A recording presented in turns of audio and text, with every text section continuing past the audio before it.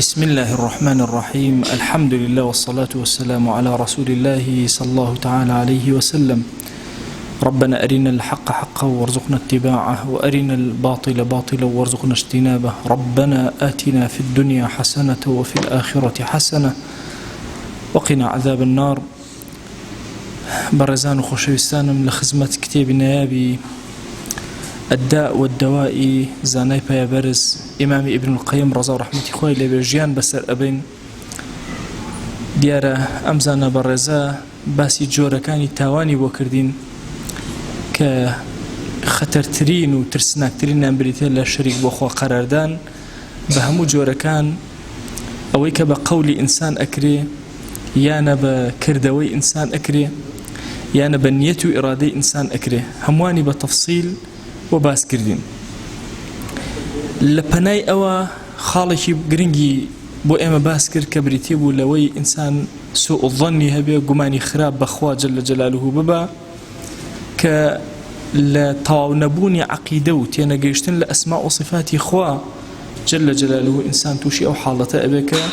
قماني خراب بخوا جل جلاله ببات دواتر أمزانا بايا برزايت بإشارة لطيفة بتشوك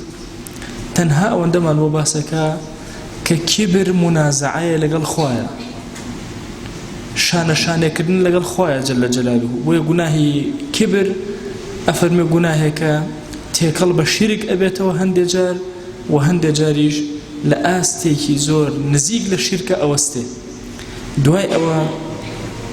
باسي قناهي ترمان بو أكايش قناهي أويكا قصيب كي لسر خوا جل جلاله وتيك بلي أو تيك إيلي لسر خوا جل جلاله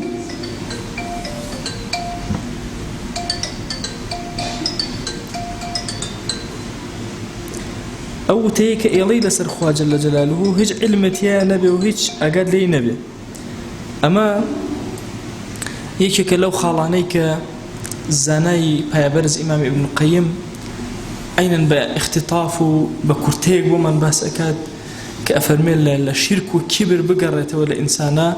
أو إنسان قصيب كالسر خوا جل جلاله كني كردبه. أما أبابو بابتش عقيدي كبضروري نازل مزور استباسي بكم كأيش باسي تعطيل أسماء وصفات وتفصيلات كي لو مسألة معطلة كانوا مرجئة كانوا هم فرق فكرانا مشبهة كانوا أوانا إشارتك في أداء بلان بختيكي جوان باسك أفرمي أجر كسيك إيماني بخوانا بجل جلاله أفرمي أو كسا هشتا تاوانكي كم ترى لو كسي بيت سور بزاني كيك يقول خاصة كان صفاتي كان صفاتي خويا جل جلاله تعطيلك ولا كاريكا وهاي ليبكاك إيماني بوصفتي خوانا بجل جلاله فرمي حتى كافرة أساسيكا لو خالا هشتا بلاي زاناي بايبرز ابن القيم ولواني تر باشترا دواي أما بالتفصيل يتسر باسي قناهي ظلم خوي شركي شهر ظلمة طبعا ظلم إنسان يا ظلم لخويك يا لبرابركان يأكا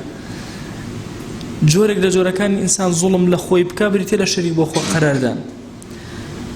ظلم وعدوان كإنسان لقل غير خويا بكاري إهنة إتر سواء خيزانك يتي منالكان يتي دوروبر يتي دراوسك يتي كوملقا همو يتي هر تجاوزي الحق مروفا لدواي شريك بوخوا قراردانو أو توابع شريك بوخوا قراردان أو قناه هده أفرمي دي بزانا ظلم وعدوان كإنسان أيكا عدالتي خوا بيشيل أكا لسرزوية خوا جل جلاله عدالتي دانا وبو استقراري زوي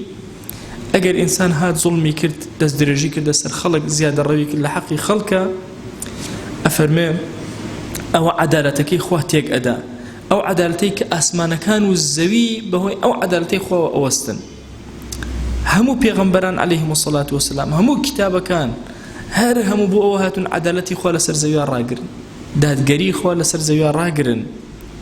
دي ما دام أبو شوازا أو اندق قوربي كوابو أجر إنسان هاد ظلمي كل كسي كتر عدالتي بيشيل كرد أويش لقناها زور قوركاني كردوا دي حتشن مفسدكشي زياتر بي أو اندق قناها كي قورتر بي بنموني شغل قناها كان ظلم باسك أبو إمك كشتنا ئەفەرمێ کوشتن هەر هەمووی یەک سعر و یەک بابەت نییە لای خۆ لە میزانی خۆیە.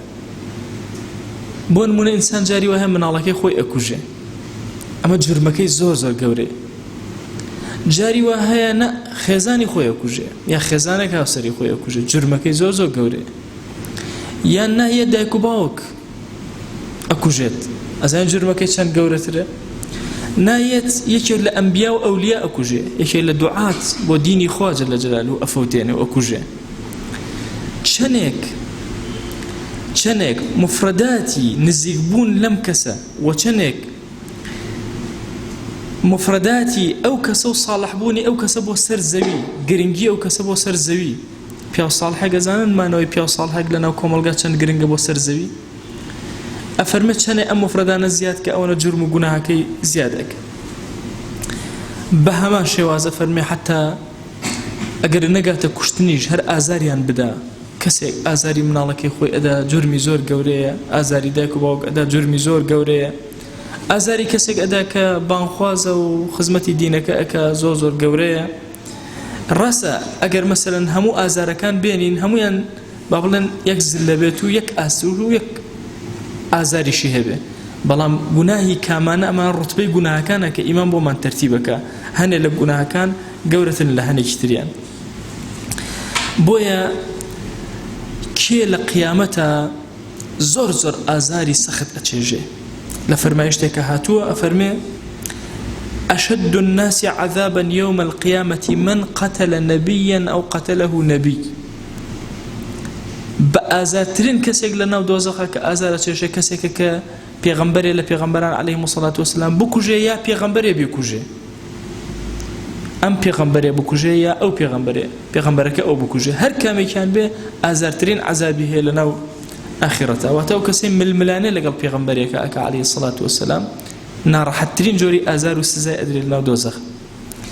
دي قد بدا كشتن هر كشتنا بلام جرمي أم كسا كصلاحي سرزوي بسر أو وستاوة زوزو زيادة لجرمي كسي كتير. أم كسا كقرابة الرحم لقل هي زور جواز لكسي كتير. أفرميو كسي إمامك عادل كوجي كأمر أكا بقسط ودادقري خواه لسرزوي أجيب جيكاتو لقل أوا ظلمي كردو دادقري خواه بيشير كردو هو كارك بو راقرتني دادقري خواه كإمامك عادل أوش بو خوي ظلمك دوهمك لسر شاني أم كسا أكويت زياتر قناهكي قرستر أكا نارحتر أكا.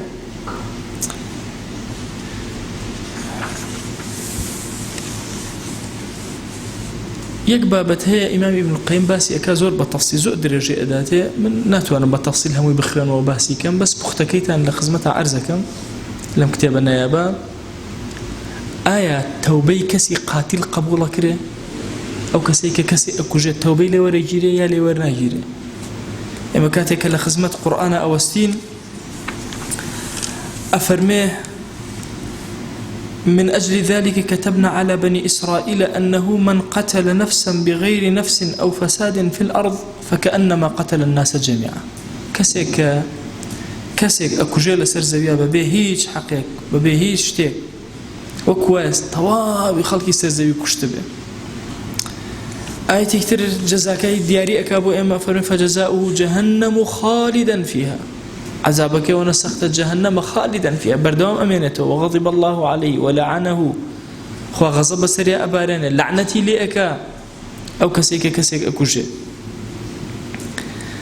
باشا أم كسا أمن دا آيات وأمن دا فرمايشتي بيغمريان صلى الله عليه وآله وسلم للروايتك أفرمي بوني بهجناك لدورو أو كسيك ومسلمانك شهيدك. باشا أكدت توبي لي وربجيري زانيان دور رأيان هي هنديك يعني بيانوان وكو طاوي قناها كان يتر توبيان لقبوله، هنديكش بيانوان نخير توبيان لقبولني لبر أو هرش الزوري كهاتوه.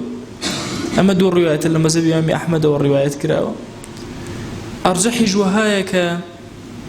توبيان لقبول بكري. بويا إمام ابن القيم قصيك زور عظيمة كاليرا كالهيش وينك أو قصيم نبينيوه أفرمي أو كسي أكوجي سي قناه لسري أمسري سي قناه يكم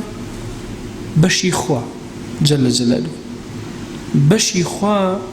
إما خو من خواني الروحي خو مانين إما خو من خواني جياني خو مانين بۆیە حرامە ئینسان خۆی بکوژێتەوە. خۆت خاوەنی خۆت نی، خوا جەل جەلالوهو خاوەنی ئێمە و هەموو بوونەوەرەکانە. بۆیە هەر ئینسانەیە خۆی کوشت گوناهی یەکەم کە ئیکا بەرامبەر بەخوا کردوێتی جەل جەلالوهو، تاوانبارە لای خوا. دووهەم تاوانبارە لای خزمی ئەم کەسە. سێهەم تاوانبارە لە لای خودی کەسەکە کە کوشتوێتی. سێ گوناه لەسەری کەڵەکە بووە. ئەفەرمێ کامەیانە خوا لێی خۆش نابێ و کامەیانە خوا لێی خۆشە بێ. ئەوەی بینی خۆی و خوایە ئەگەر تەوبە بکە خوای گەورە لە بەشەکەی خۆی خۆشە بێ. ئەوەی بینی ئەم و خزمەکانە ئەگەر هات و خۆی تەسلیم کردوتی من کوشتومە یان سڵحی لەگەڵاکردن یا دێیدان خوێنیدان یا کوژرایەوە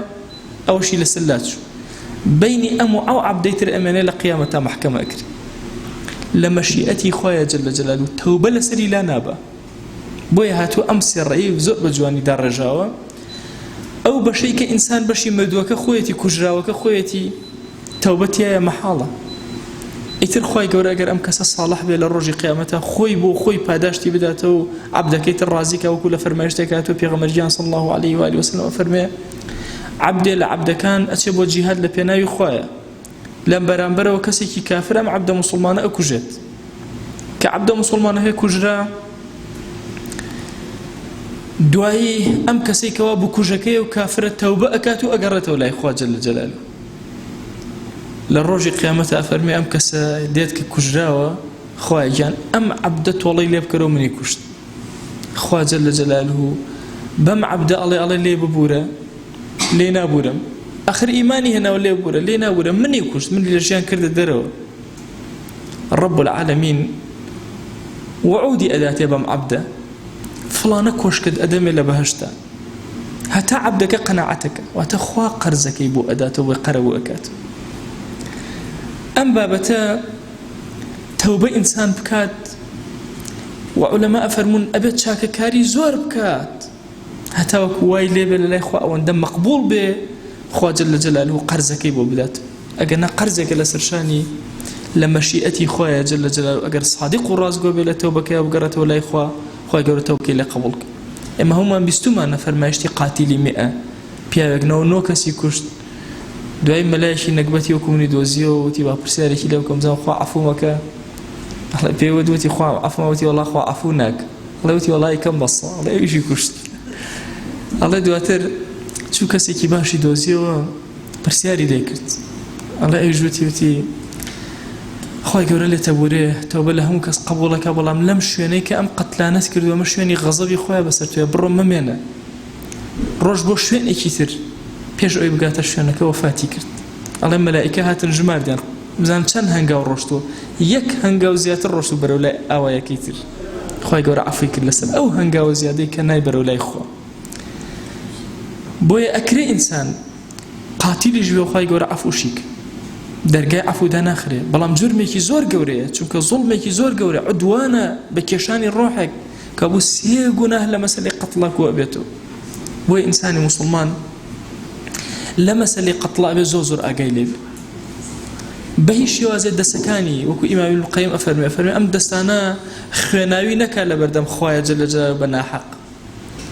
ئەبێ زۆر ئاگای لەگەڵ ئەوە موسڵمان کەسێکی شەجیعە ئازایە دیفاع لە شەرەف و ماڵ و ناموس و کەرامەت و خاک و هەموو شتێکی خۆی ئەکات. وەڵاهی ئێستا پارچە زەویەکت هەیە کەسێک تەعەداکە تەجاوزەکە لەسەر ئەم پارچە زەویە کوژرای لە پێناوێت تۆ شەهیدی. خانوویەکت هەیە تەجاوزەکرێ شەرەفی خۆت خێزانەکەتە خوشکتە بە شەهید قبوڵەکرێ ماڵەکەت سەرۆت بسات چونکە ماڵ لە ئیسلامە زۆر بەڕێز و گەورەیە لە پێناوێ کەسێک کوژرا بە شەهید قبوڵەکرێ. لە پێناو ئەمە دیقەت بدە ئەم ئەجرە گەورە دەستگیر ئەبێ بەڵام لەگەڵ ئەوەشە هەمیشە ئەگەر برایەکی مەزلوم بی لای خوا جەل جەلالوهو باشترە تاوەکو برایەکی زاڵم. هەمیشە مەقتول بی باشترە تاوەکو قاتیل. ئەگەر کاتێکەوە کێشت لەگەڵ خەڵکی موسڵمانە بوو ئەگەر لەگەڵ خەڵکی بێدینیشا بوو ئەوە ئەشجع کەس موسڵمانە لە مەیدانی جەنگ و جیهاد و بەرەنگار بوونەوەیە. خوای گەورە لە قورئان فەرمێ یا ئەیها الذین آمنوا إذا لقيتم الذين كفروا فضرب الرقاب. ئەگەر گەیشتنە کافران لقا لەگەڵ کافرانە لقيتم الذين كفروا چاوەڕێی هیچ مەکەن یەکسەر فضرب الرقاب گردنیان بقرتێن. آياتك ناشور ما قردنيان بقرتين الراس أو مصدر اللي جاي فعلي أمر دانشتوا أجر يعني بكرديكي بتيليكي بدم أو أكاد هو إيمان داران أجر جيشنا كافران قردن قرتان دن قردن قرتان دن نالا قردنيان بقرتين دن بو زانان أفرن بو فأكا يكسر سرعتي تيايا ضربيش عينا يعني أوندي تشاب بنو قيني بيكيتو قدني برابر قرتان دبي أوندي شجيع وآزابا بلهم لقل أوشا لقل مسلمانانا إنساني إيمان دار أبي أمدساني بباكي بريتو الله إخوة جل جلاله چه زليكي لمسلمان ندابي بنا حق خيني مسلمانكي نرشت بنا حق آزاري كسيكي ندابي بنا حق إمام ابن القيم رضي الله رحمة الله عليه فرمي ما هو من دوما نتوا كبيغمبر جان صلى الله عليه وآله وسلم فرمي آفرتك خوا جل جلاله خسينا ودوزخ ولبر شي لبر أوي بشيليك كشت بشيليك الروحي بشيليك كيشا أي أجر كسي الروحي إيمان داري بكيشتي كسي خوا ناس روحك بكيشتي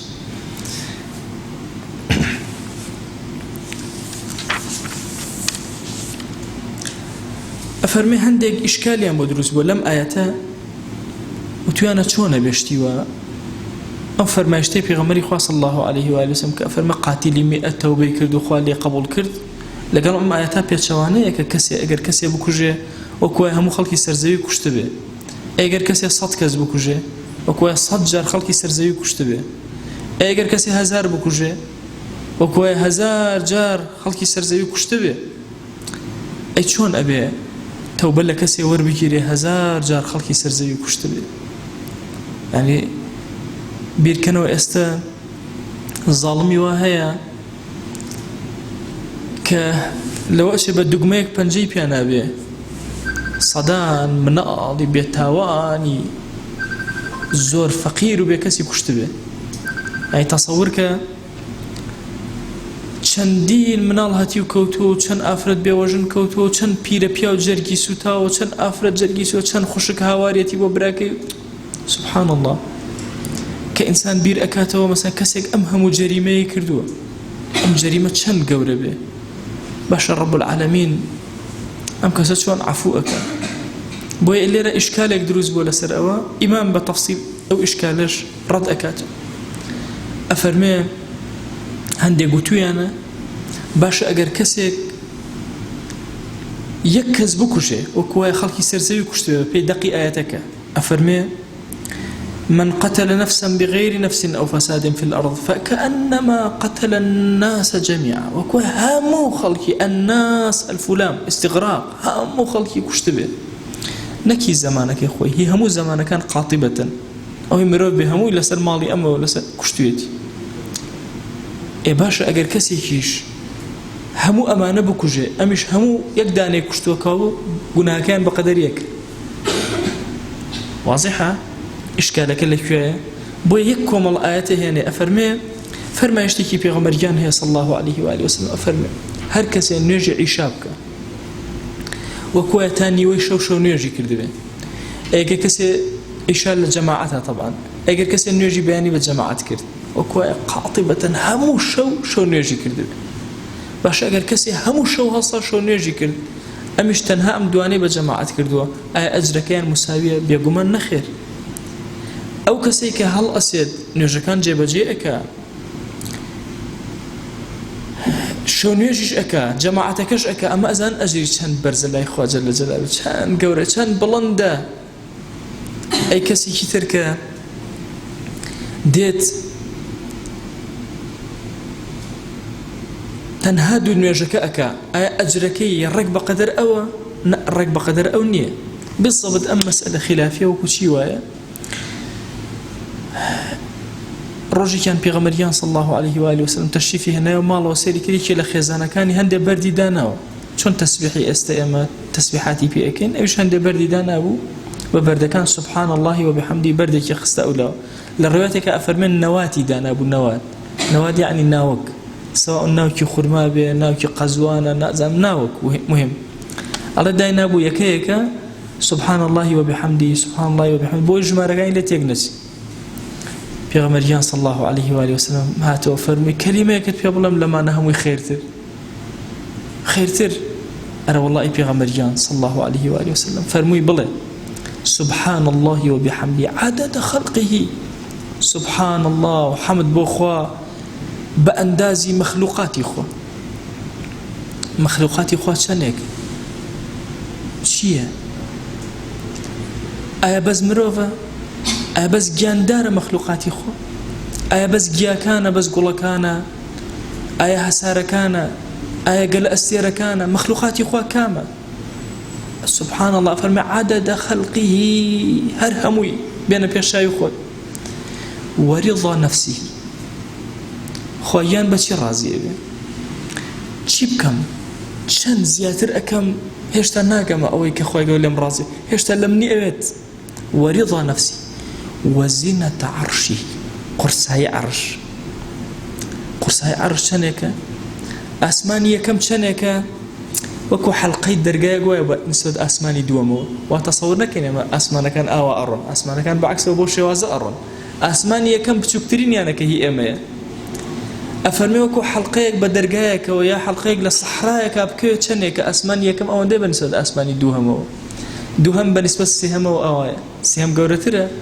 چوارەم گەورەترە بەو شێوازەی وەکو حەلقەیەکی بچووک ئەم وهەیە هەتا ئەگاتە حوتەم ئاسمان بە ئەندازی ئەگەر بیپێوین بە عەرش ئەبینین حوتەم دانا بە ئەندازی حەلقەیەکە بە عەرشەوە ئەوەندە عەرش گەورەیە ئەفەرمێن بە قەدەر ئەندازەی قورسایی عەرش سبحان الله وبحمده هەر ئەمەندەنا وەمیدادە کەلیماتیه بە ئەندازی وشەکانی خوا جەل جەلالوه درێژی وشەکانی خوا ئێمە إذا أراد الله شيئا ئەگەر خوای گەورە ویستی ئێرادە بکا بۆ هەر شتێک كن فيكون لە هەندێک قەسیدە و لە هەندێک دوعایە هاتووە ئەڵێ يا من أمره بين الكاف والنون ئەمری تۆ خوای لە نێوان کاف و نونایە یعنی کونەکە تەواو نابێ شتەکە بووە لەو نێوانە بیرکەنەوە بەس هەنارێک بە نمونە ئەهێنمەوە سەری عەزەمەتی خواکەن و درێژی کەلیماتی خۆ بۆ هەموو خەڵقێک ئەمری خوا پێویستە بزانە خوا چەند ئەمری گەورەی هەیە بێنە پێشاوی خۆت هەنارێک یەکەم جار قوتولەیەکی بچووک لە ناویا بیکەرەوە سبحان الله دەنگی هەنارەکانی هەموو تیا بەس بە وردی مصەغەری بچووک کراوەتەوە هەموو لەحەزەیەکی گەورە بوون ئەمری خوایان هەر دەنکە ئەوێت هەموو لەحەزەی گەڵایەک کە تۆزە گەورە ئەوێ ئەمری خوای ئەوێت بیرکەرەوە ئەم هەنارەی هەتا یەک هەنار پێ ئەگا چەند جار ئەمری خوای ئەوێ گیایەک چەندێکی ئەوێ هەوایەک کە ئەجوڵە لێرە بۆ ئەوێ ئەو هەموو ئەوامێرەی خوا جەل جەلالوه بیرکەرەوە لە چاوێکی خۆت کە ئەبینێ بەبێ ئەمری خوا ناتوانە ببینێ ئای چەند کەس هەبوو بەبێ هیچ ئیشکال و نەخۆشیەک چاوەکانی لە دەستدا ئای چەند کەس هەبوو لە ترسێکەوە چاوی لە دەستدا چەند کەس هەبوو گوێی لە دەستدا دەبیرکەرەوە لەو هەموو ئەوامری خوا کە بۆ چاوت دێ بۆ گوێت دێ بیرکەوە لەو ئەوامری خوا هەر هەمووی بۆ کەون و کائینات دێ بۆ یەک حەرەکەی زەوی هەیە بەبێ ئەمری خوا گەردوون حەرەکەی هەیە بەبێ ئەمری خوا بۆ نمەیە باراندا ئەبارێ بەبێ ئەمری خوا نمەیە بەفر ئەبارێ بەبێ ئەمری خوا دەبیرکەرەوە لە میدادی کەلیماتی خوا جەل جەلالوه ومیدادە کەلیماتی وتی بە خێزانی وتی دەی بڵێ سبحان الله وبحمده بە ئەندازی ئەمانە لەوە باشترە کە لە بەردەستە اینجا ئەگەر موسڵمانێک هات دەنکە نەواتەکانی هێنا وتی سبحان الله وبحمده عدد خلقه ورضا نفسه وزينة عرشه وامداد كلماته دانيكي لادا هم جاروتي سبحان الله وبحمده عدد خلقه ورضا نفسه وزينة عرشه وامداد كلماته دو ميلادا سيهم شوارم آية أم كسي أمهم وأخواني هاوتاي لقل أو كسي تلا بيقومان نخير هميشه أو كسي كزورك أكا أجري قولتلا دەی لە خراپەکاریەکەشە بە هەمان شێوازە ئیمام ئەوێ ئەمەمان پێ بڵێ ئەوێ پێمان بڵێ چۆن لە چاکەکاری ئەوە دەرەجاتێ بەرزە بێتەوە وەڵڵاهی لە خراپەکاریشە دەرەجاتێ نزمە بێتەوە هۆ ئەو کەسێکەوە بەشداریت کردو لە کوشتنی کەسێکە لە فەرمایشتێکە ئەفەرمێ ئەگەر بەشداریت کرد لە کوشتنی مسلمانێکە بە نیوشە ئیمامی قورطوبی ئەفەرمێ نیوشە چۆنە اقتل لە زمانی عەرەبی یعنی بیکوژە اقتل ئەگەر کەسێک هاوتی ئوق نیوەی وشەکەی وت نیوە ئوق کەسێک کوژرا ئەو زانە ئەو تاوانە گەورە لە ملی تۆیە نیوەی وشەکە دوتو اینجا ئێستا با بیرکەینەوە لەوەی هەندێک جاریان و تەقەی خۆشی وەرە ئەم خەڵکە تەقەیە کرد بە ئاسمان ئەم گولە بۆ کوێ ئەڕۆ ئەگەر ئینسان وەرع بەکار بێنێ ئەگەر تەقە کرا بە ئاسمانە هەزار کەس تەقەیان کرد بە ئاسمانە کەسێک کوژرا ئەم هەزارە نازانن کامیان کوشتیانە هەر هەزارەکە بێکی 2 مانگ بە ڕۆژوو بن هەتا ئەوکو کەفارەتی ئەوە ئەدەن ئەوەندە ئینسان مقدسە ئینسان گەورەیە لەم دینا ئینسان زۆر بە گەورە دانراوە غیری ئەمە ئیمام شتێکی ترمان بۆ باسەکە باسی معاهدمان بۆ ئەکە کەسێک یە طبعا لە دەوڵەتی ئیسلامیە یاسایەک هەیە جارێک لە تورکیا کەسێکی ڕووسی کوژرا خۆزان ڕووسی بوو کوێنەری بوو کوژرا زۆر کەس دەستخۆشیان کرد لەو کەسێک کە کوژراوە من شتێکم نووسی بوو کە هەڵەیە ئەم کوشتنە زۆر برا عاجز بوون لەوەی کە نووسیومە هەڵەیە معاهدە چییە؟ ذمە چییە لە ئیسلامە؟ ذمە ئیشی دەوڵەتە ئیشی شەخصە هەر کەسێک ئەم ئومەتی پێغەمبەری خوا صلی الله علیه و آله وسلم کە بە سەرژمێری تازە ئەڵێ ملیارێک و 700 ملیۆن کەسی هەمانەیان پێکەوەین یەک کەسمان پەنای کەسێ بدە ئافرەتێک پەنای کەسێ بدە مناڵێکی ڕاشید تێگەیشتوو پەنای کەسێکی دا پیرە پیاوێک پەنای کەسێکی دا سوڵتانێ پەنای کەسێکی دا هەر کەسێکمان لەم ئومەتە هەمان پێکەوە ئەو هاین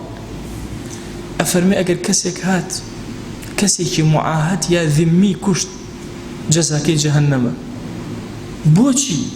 خۆ کەسە بێدین بووە کافر بووە معاهدەی لەگەڵ موسڵمانێکە هەبوو موسڵمانێ پەنای داوە نابێ پەنای موسڵمان بشکی وەرە بیرکەرەوە ئەو کەسە کە کافرە بێدینە کەسێکی موسڵمان معاهدەی کردووە تەواو پێغەمبەریان صلی الله علیه و آله وسلم لە فتحی مەکە هەندێ ناوی بژار فەرمووی ئەم ناوانە ئەگەر خۆیان هەڵواسی بە پەردەی کەعبەوە بیان کوژن خۆیان هەڵواسی بە پەردەی کەعبەوە بیان کوژن ئافرەتێک هات داڵدەی یەکێ لەمانەیدا وتیەوە لە داڵدەی منای پێغەمبەری خوا صلی الله علیه و آله وسلم فەرمووی کەس بۆی نەبی کوژن ئەمریشی کردەوە کوشتنی ئەوە شاعر بوو زۆر جوێنی بە پێغەمبەریان دابوو صلی الله علیه و آله وسلم حرمەتی عەهدەی ئەو ئافرەتە موسڵمانە پارێزرا دەی ئەفەرمێ ئیمام ئەفەرمێ ئەوە لەسەر پشیلەیە کەسێکی کردە دۆزەخ ئەوە لەسەر معاهدێک کەسێکی کردە دۆزەخەوە ئەی لەسەر ئیماندارێ ئەبێت چی بکە ڕەب العالەمین بەو عەبدانەیەکەوە دەست درێژی ئەکەن بۆ سەر کەسی ئیماندار و ئازاری کەسی ئیماندار ئەدەن و یا خوێنی کەسی موسڵمان بە ناحەق ئەڕێژن ئەمە بەشێکە لە زوڵم بەشێکی تر لە زوڵم بریتیە لە مەسەلەی مادی زوڵم لە مەسەلەی مادی بچووکترین زوڵم بچووکترین خیانەت لە مادە چکە تەملیکی شخصی لە ئیسلامە زۆر پارێزراوە چۆن نفسی ئینسان پارێزراوە ئەوە مڵکی پارێزراوە چکە یەکێک لە مەقاصدی شەریعەتی ئیسلامی بریتیە لە پاراستنی ماڵی خەڵک ئێمە ئەموالی گشتیمان هەیە عاممان هەیە ئەموالی خاسەمان هەیە ئەموالی خاسە دەوڵەتیش ناتوانێت دەستکاری بکە دەوڵەت ناتوانێت دەستی بۆ بە من کەسێکی موسڵمان لەناو دەوڵەتی موسڵمانانە خاوەنی پارچە زەویەکی خۆم کڕیمە عەقدێکی حەڵاڵی خۆم هەیە هیچ حکوومەت و دەسەڵاتێ ناتوانێت پارچە زەویەکەم بەرێ وەکو خۆی ئەمێنێت من خاوەنی چەند درەمێکی بچووکم هەموو دەوڵەت کۆ بێتەوە ناتوانێت ئەو درەمانی من بەرێ سەری ئەم ڕۆژە زوڵمە مەکەن کە میزاج کارەکە دین کار ناکە ئەگەنا دین کارکە ئەموالی شخصی هەموو کەس مڵکیەتی خاص بە هەموو شێوازێ پارێزراوە بۆیە هەر یەکێک لە ئێمە لەو ڕوانگەی پاراستنی مڵکیەتی خاصەوە کە ئیسلام پاراستوێتێ بە سەری ئەموالکەین واللهی بچووکترین خەلل لە مەسەلەی ماڵە زۆر گەورەیە هیچ مەجالێکی تیا نیە ماڵ ممکنە ئەگەر غیبەتی کەسێکم کردبێ هەندێک لە زانایان فەرمویانە ئەگەر هەر نەتوانی پێ بڵێیت و گەردنی خۆی بێتەوە بەڵام لە ماڵە ئەڵێن ئیلا بڕۆ ماڵەکەی بدەرەوە سبحان الله حج مجالي تاني أبي مالكي تسليم كيتو أبي مالك بديتو خاوني خوي نما بورسي ورسي بويا ظلم لمسألة مالا گوناهەکەی لە زوڵمی نەفس کەمترە کەوابوو ئیمام ئەوێ پێمان بڵێ شەریک بۆ خوا قەرار مەدە زۆر گەورەیە گوناهەکە گومانی باش بەخوا بەرەجە لە جەلالوو کیبرت نەبێ ئەبەد نەکەی زوڵم کەی بە هیچ شێوازێ نە لە نەفسی خۆت نە لە ماڵ نە لە نەفسی خۆت نە لە نەفسی خەڵک نەکەی زوڵم کەی لە ماڵ و ئەموال بە هیچ شێوازێک چونکە ئەوە دەردێکی زۆر گەورەیە بەسەر شانتەوە لە کۆڵت نابێت حج مجالێکی تیان نامێنە خەسمەکان لە ڕۆژی قیامەتە ئەوەستن لەوە ئەچێ لێرە زۆر بە ئاسانی ئەتوانی 1000 دینارەکەی بدەیتەوە لە ڕۆژی قیامەتە چەندین نوێژت لە بەرامبەر 1000 دینارەکە تا ببە کە نەتداوەتەوە بۆ نەگەڕاوەتەوە ماڵ و ئەمواڵ حقوقی تەواوی لە ئیسلامە پارێزراوە بۆیە هەموو زوڵمێک لەسەر مال و ئەموال ئەبێتە بەڵایەکی زۆر گەورە بەسەرمانەوە مەگەر خوا جەلە جەلالوهو بەڕەحم و کەڕەمی خۆی بەزەی بەسەر کەسی ئیماندارە ببارێنێ و لە ڕۆژی قیامەتە لەبەر چاکەیەکی ئەحسانێکی هەندێک لەو قەرزانەی بۆ بداتەوە کە لەسەر شانیەتی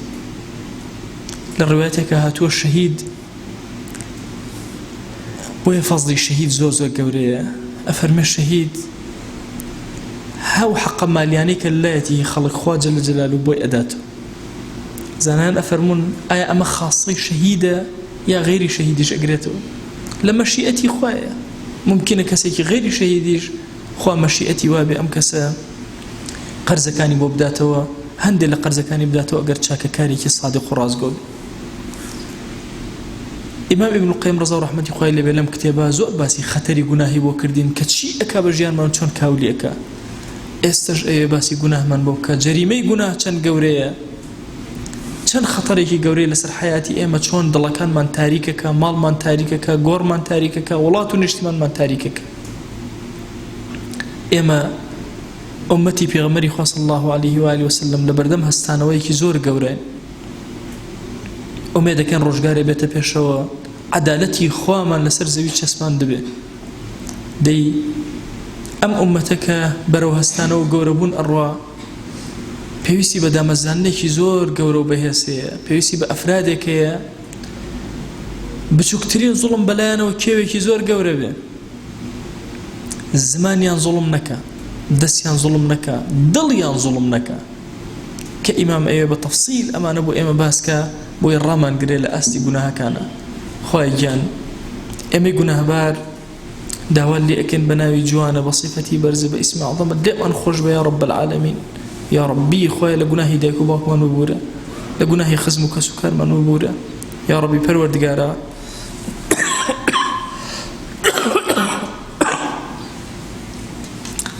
یا ربی پەروەردگارە داوا لێ ئەکەین بە ناوی جوانت بە صیفەتی بەرزت بە ئیسمی عەظەمت ئارامی و ئاسایش بەسەر دڵمانە ببارێنە ئارامی و ئاسایش بەسەر ماڵەکانمانە ببارێنە ئارامی و ئاسایش بەسەر گەڕک و شار و نیشتیمان و وڵات و ئومەتی پێغەمبەری خوای صلی الله عليه و آله وسلم ببارێنە یا ربی خوای گیان بمان گێڕە لەو عەبدانەی بەسەری بەرزەوە بە لیقای تۆ شاد دەبنەوە یا رب العالمین بمان گێڕە لەو عەبدانەی کە تۆ لێیان ڕازی ئەبی یا ئەکرەم الئەکرەمین یا ربی خوای گیان دڵمان بکەرە دڵێکی ذاکری یا رب العالمین فکرمان دامەزێنە لەسەر خواناسی یا ئەکرەم الئەکرەمین دامان مەزێنە لەسەر دینداری یا رب العالمین خوایە عفو و ڕەحمەتی خۆت بەسەرمانە ببارێنە خوایە ئەم ئومەتە هەڵسێنەرەوە سەر پێکانی خۆی یا ئەکرەم الئەکرەمین یا ربی خوایە لە جەریمەکانی گوناه بمان پارێزە تۆ خۆت دڵدەمان بدە یا رب العالمین گوناهێک کە نەمان کردو پەروەردگار بمان پارێزە گوناهێک کە تێکەوتوین